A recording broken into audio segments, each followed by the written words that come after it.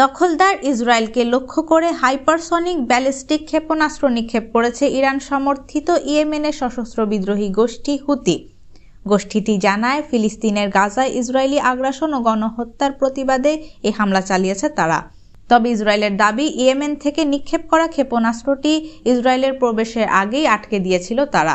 মঙ্গলবার 17 ডিসেম্বর এক প্রতিবেদনে এই তথ্য জানায় সংবাদ মাধ্যম আল জাজিরা। প্রতিবেদনে বলা হয়, মধ্য ইসরায়েলকে লক্ষ্য করে তারা ক্ষেপণাস্ত্র হামলা চালিয়েছে বলে ইয়েমেনের হুতি গোষ্ঠী জানিয়েছে। ইসরায়েলি সামরিক বাহিনী গাজায় আগ্রাসন বন্ধ না করা পর্যন্ত দেশটির বিরুদ্ধে সামরিক অভিযান চালিয়ে যাওয়ার প্রতিশ্রুতিও দিয়েছে ইরান সমর্থিত এই সশস্ত্র গোষ্ঠী। হুতিরা জানায়, ফিলিস্তিনের অবরুদ্ধ গাজায় উপত্যকায় ইসরায়েলি আগ্রাসন ও গণহত্যার প্রতিবাদে এই আক্রমণটি চালানো হয়েছে, যেখানে ইসরায়েল 1 বছরেরও বেশি সময় ধরে আগ্রাসন চালিয়ে যাচ্ছে এবং 45,000-এরও বেশি লোককে হত্যা করেছে।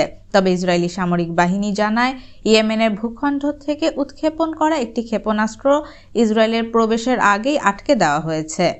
ইসরায়েলি মিডিয়া জানায়, ইয়েমেন থেকে নিক্ষেপ করা হুথিদের এই ক্ষেপণাস্ত্রটি ইসরায়েলের বৃহত্তম শহর তেল আবিব জুড়ে সাইরেন বেজে ওঠে।